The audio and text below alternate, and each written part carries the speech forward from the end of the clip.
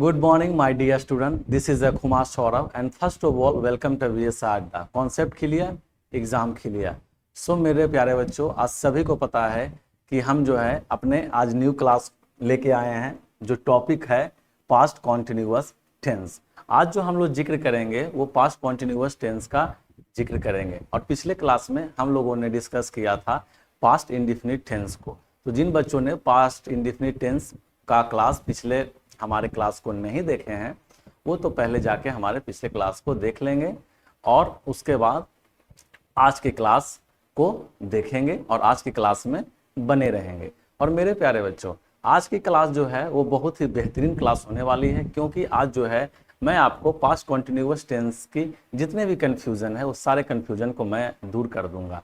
और इसके लिए आपको हमारे क्लास में एंड तक बने रहना पड़ेगा. आप लास्ट तक अगर हमारे क्लास में बने रहते हैं तो आपको कोई भी प्रॉब्लम पास्ट कॉन्टिन्यूअस टेंस के रिगार्डिंग कभी भी कोई कन्फ्यूज़न नहीं होगा कि कहाँ यूज करें, कैसे यूज करें, वगैरह वगैरह सारे कुछ का डिस्कशन जो है हम लोग आज की क्लास में कर लेंगे.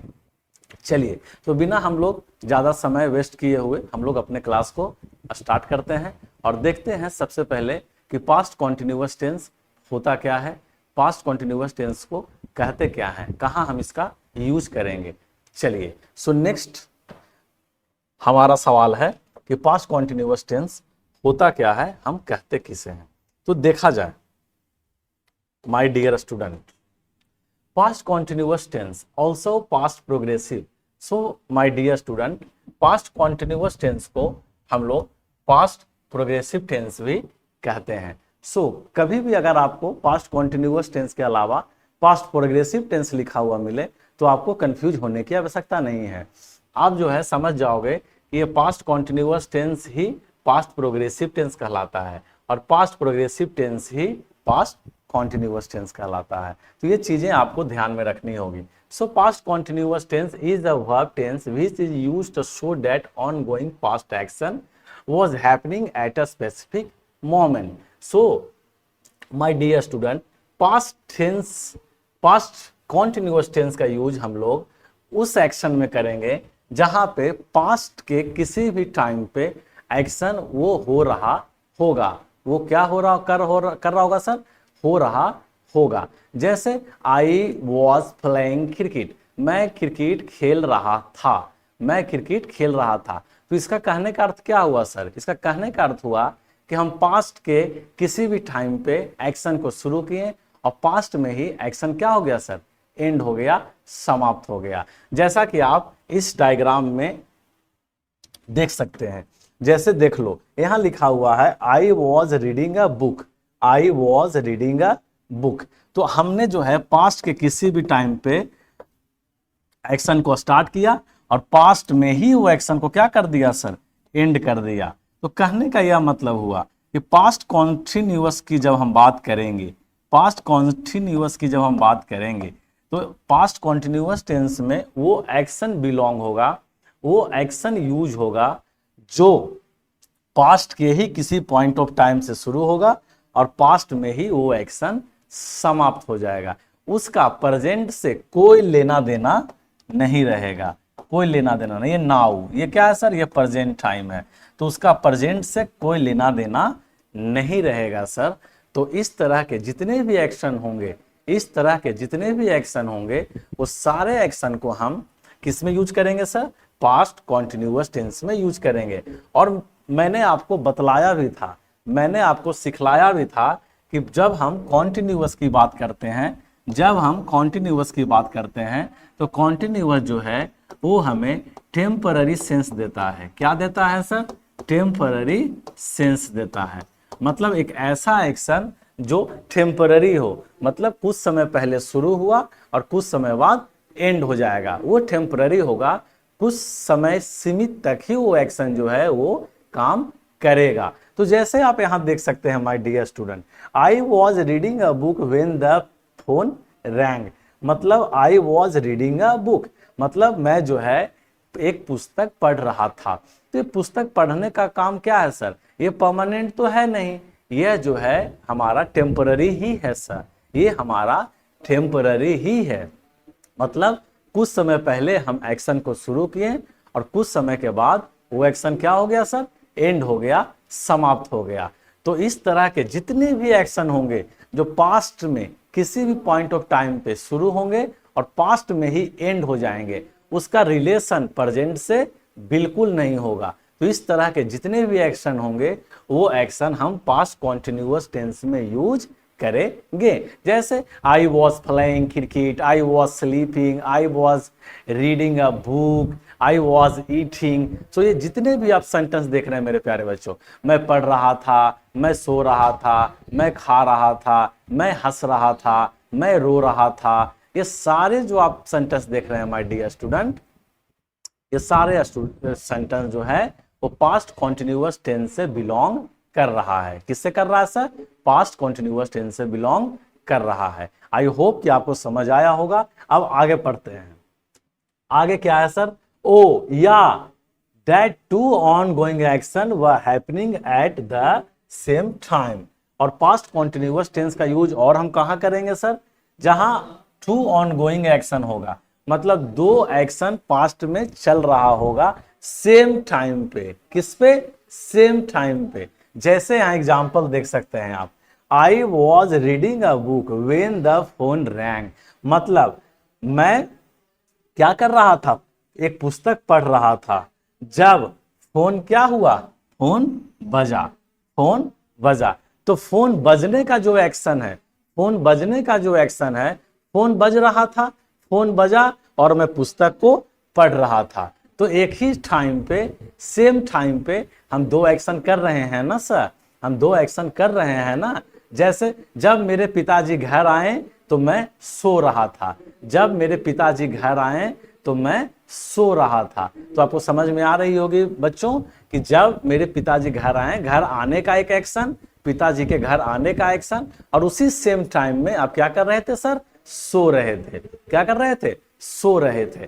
तो इस तरह के भी अगर एक्शन होंगे, or that two ongoing action were happening at the same time, तो पर भी आप पास्ट कॉन्टिन्यूअस टेंस में ही आप यूज करोगे। किसमें यूज करोगे सर, पास्ट कॉन्टिन्यूअस टेंस में आप यूज करोगे। तो जब कोई एक्शन पास्ट में शुरू हुआ और पास्ट में ही खत्म हो गया, उसका रिलेशन प्रेजेंट से नहीं है, तब हम पास्ट कॉन्टिन्यूअस टेंस का यूज करेंगे। दूसरा, जब दो एक्शन सेम टाइम में पास्ट में हो रहा हो, चल रहा हो, तो उस वक्त भी हम पास्ट कॉन्टिन्यूअस टेंस का ही प्रयोग करेंगे मेरे प्यारे बच्चों। आई होप कि आपको समझ आया होगा कि हम पास्ट कॉन्टिन्यूअस टेंस का यूज कहां करेंगे, कहां करेंगे। अब सवाल उठता है कि हम पास्ट कॉन्टिन्यूअस टेंस का यूज कैसे करेंगे सर, इसका स्ट्रक्चर क्या होगा, हम इसकी सेंटेंस किस तरह से डिजाइन करेंगे। सो मेरे प्यारे बच्चों, हम लोग आगे बढ़ते हैं और देखते हैं कि किस तरह से हम पास्ट कॉन्टिन्यूअस टेंस का यूज करेंगे। चलिए, तो ये तो मुझे समझ में आ गया सर कि पास्ट कॉन्टिन्यूअस टेंस कहते किसे हैं, इसका यूज कहां करेंगे। अब आता है स्ट्रक्चर, मतलब हम स्ट्रक्चर देखेंगे, सेंटेंस देखेंगे कि किस तरह से हम लिखेंगे, किस तरह से हम डिजाइन करेंगे। तो सबसे पहले आता है मेरे प्यारे बच्चों अफर्मेटिव सेंटेंस के लिए। किसके लिए सर, अफर्मेटिव सेंटेंस के लिए। और इसी अफर्मेटिव सेंटेंस को हम पॉजिटिव सेंटेंस भी कहते हैं।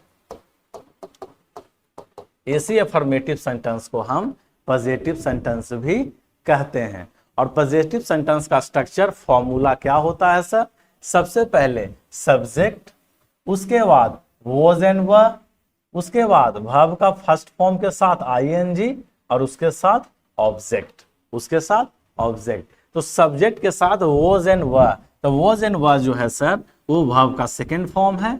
और वर्ब का सेकंड फॉर्म आपको पता है कि ये पास्ट टाइम को शो करता है। किसको शो करता है सर, पास्ट टाइम को। तो जैसा कि हम पास्ट कॉन्टिन्यूअस टेंस की बात कर रहे हैं, इसी के वजह से यहाँ पे वॉज एंड वर आया है वर्ब का सेकेंड फॉर्म। और जब कॉन्टिन्यूअस की बात करें तो मेरे को कॉन्टिन्यूअस फॉर्म चाहिए, तो वो फर्स्ट फॉर्म प्लस आईएनजी, ये क्या है सर, तो ये है कॉन्टिन्यूअस फॉर्म जो कॉन्टिन्यूअस एक्शन को शो करता है। सो कॉन्टिन्यूअस एक्शन को शो करेगा कौन से टाइम में सर, पास्ट के टाइम में, पास्ट के टाइम में। और सेंटेंस के सबसे पहले सब्जेक्ट आ जाएगा, डूअर आ जाएगा, जिसके बारे में हम बात करते हैं वो सब्जेक्ट हो गया। Was and were helping verb जो टाइम को डिनोट कर रहा है, वो फर्स्ट फॉर्म प्लस आईएनजी, ये कॉन्टिन्यूअस फॉर्म मतलब ये वर्ब का पैटर्न है मेन वर्ब का। और इसके बाद ऑब्जेक्ट है, जो इफेक्ट पड़ेगा वर्ब का इफेक्ट हमें ऑब्जेक्ट पे पड़ेगा, वो होगा ऑब्जेक्ट। समझ में आ रही बात है बच्चों? तो वर्ब जो भी एक्शन करता है, वर्ब जो भी एक्शन करता है, जिस वर्ड पे वर्ब का इफेक्ट पड़ता है उसे ही हम लोग ऑब्जेक्ट कहते हैं। तो इसका स्ट्रक्चर बन गया subject plus was and were plus verb first form plus ING plus object.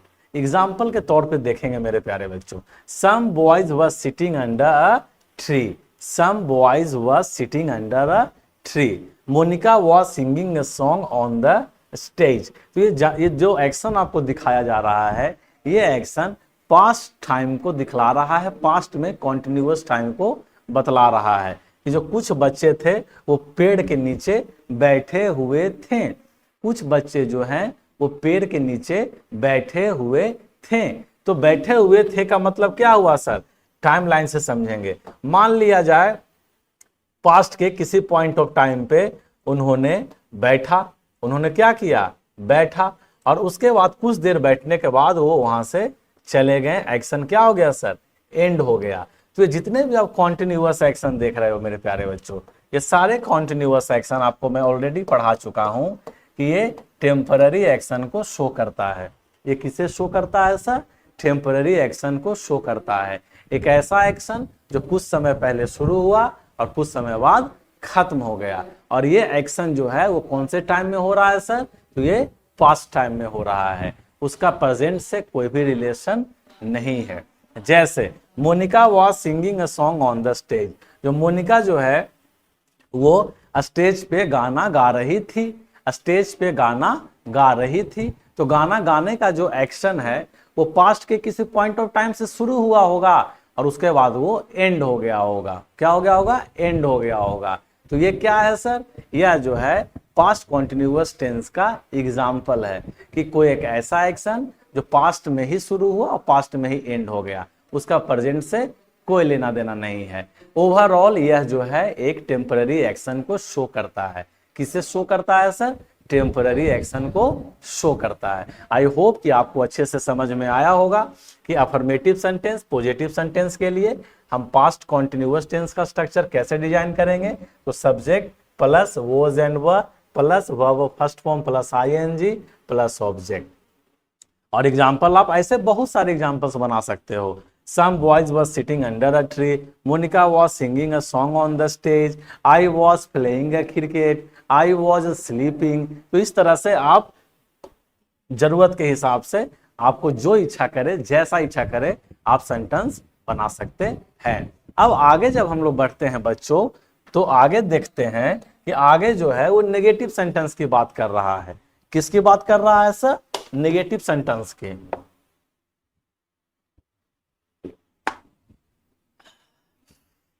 और नेगेटिव सेंटेंस क्या होता है सर? तो नेगेटिव सेंटेंस नेगेटिव बनाने के लिए हमें नॉट की आवश्यकता होती है। किसकी आवश्यकता होती है? नॉट की। अब इस स्ट्रक्चर में नॉट जो है वो कहां रहेगा सर? तो देखेंगे फॉर्मूला में। सबसे पहले तो सब्जेक्ट हो गया, सबसे पहले तो सब्जेक्ट हो गया, उसके बाद वॉज एंड वर हो गया, उसके बाद नॉट आ गया। मतलब ये आपका हेल्पिंग वर्ब है और हेल्पिंग वर्ब के बाद आपका नॉट आ गया। और ये वर्ब हो first form plus ING plus object, मतलब ये आपका हो गया मेन वर्ब। तो आप कह सकते हैं माय डियर स्टूडेंट कि जो नॉट है वो हेल्पिंग वर्ब के बाद आएगा और मेन वर्ब के पहले आएगा। कौन सा? नॉट। और नॉट का प्रयोग हम सेंटेंस को निगेटिव बनाने के लिए करते हैं। किसके लिए करते हैं सर? निगेटिव बनाने के लिए करते हैं। जैसे we are not making a noise in our class, जो हम लोग जो हैं अपने क्लास में हल्ला नहीं कर रहे थे, शोर गुदाल नहीं कर रहे थे। तो ये क्या है सर? नेगेटिव है, नॉट की बात कर रहा है। These boys were not flying the kite, तो ये सब जो बच्चे हैं वो पतंग नहीं उड़ा रहे थे, ये सब जो बच्चे हैं वो पतंग नहीं उड़ा रहे थे। तो नेगेटिव बनाने के लिए माय डियर स्टूडेंट आप समझ गए होंगे कि subject plus was and verb plus not plus verb first form plus ING plus object का हम फॉर्मूला का यूज करते हैं, फॉर्मूला का यूज हम करते हैं। अब जब हम इसके आगे बढ़ते हैं बच्चों तो हम देखते हैं इंट्रोगेटिव सेंटेंस। अब इंट्रोगेटिव सेंटेंस क्या होता है सर? सो इंट्रोगेटिव सेंटेंस जो है वो सवाल पूछने का काम करता है। किसका काम करता है सर? सवाल पूछने का काम करता है। और इंट्रोगेटिव सेंटेंस 2 टाइप्स के होते हैं। कितने टाइप्स के होते हैं? 2 टाइप्स के। एक होते हैं क्लोज एंडेड और दूसरा होता है open ended. So close ended क्या होता है सर? तो क्लोज एंडेड होता है जिसका आंसर हमें यस और नो में मिलता है, जिसका आंसर हमें यस और नो में मिलता है उसे हम क्लोज एंडेड कहते हैं। जैसे क्या तुम मुझसे प्यार करती हो, इसका जवाब हमें चाहे तो हाँ में मिलेगा चाहे ना में मिलेगा। क्या तुम हमसे प्यार करती हो, तो इसका जवाब चाहे हाँ चाहे ना। तो ये किस टाइप्स का क्वेश्चन हुआ सर?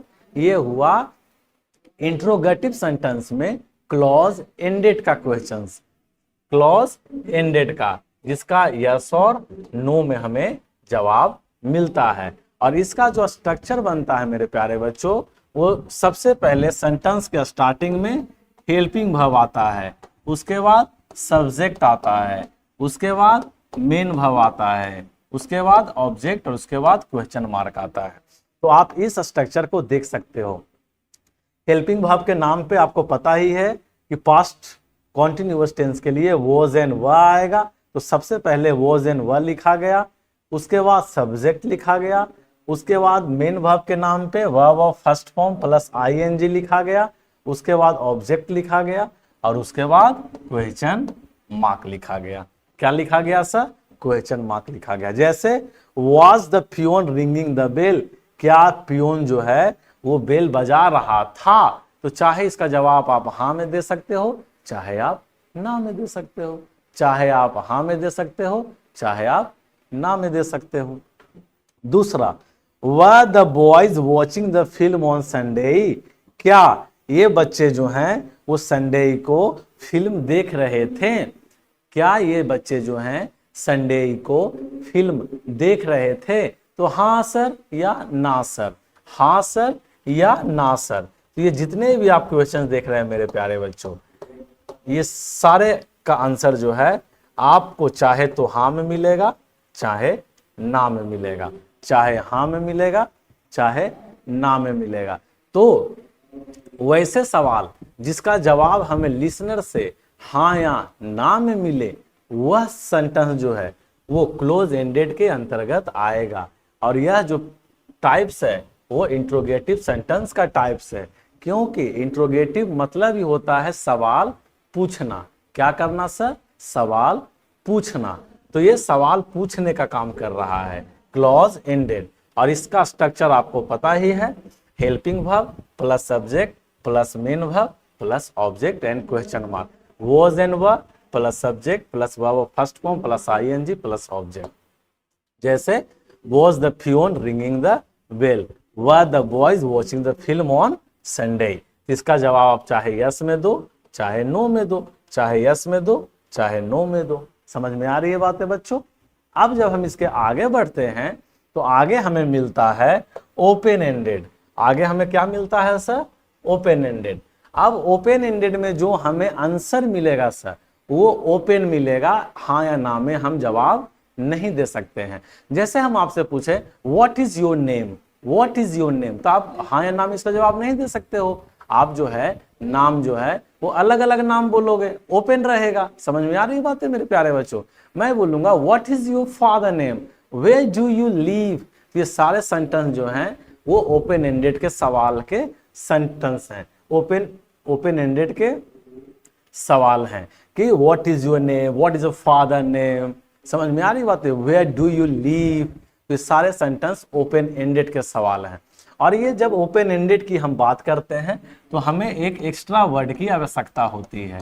किसकी आवश्यकता होती है सर? एक्स्ट्रा वर्ड की। जैसे आप सुन रहे होंगे, what is your name, what is your name, who are you, how, when, where. समझ में आ रही बात है बच्चों? ये जितने भी आप देख रहे हो ना extra word, what, who, how, when, where, और इसी एक्स्ट्रा वर्ड को बच्चों हम लोग बोलते हैं WH फैमिली, या हम बोल देते हैं क्वेश्चन वर्ड, क्वेश्चन वर्ड।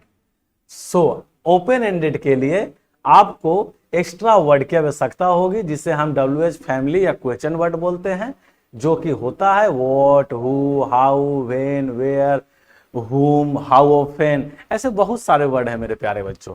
तो इसका स्ट्रक्चर क्या होगा सर? इसका स्ट्रक्चर होगा, सबसे पहले देखो क्वेश्चन वर्ड, जैसा कि मैंने बोला सेंटेंस के स्टार्टिंग में आपको क्वेश्चन वर्ड का प्रयोग करना पड़ेगा।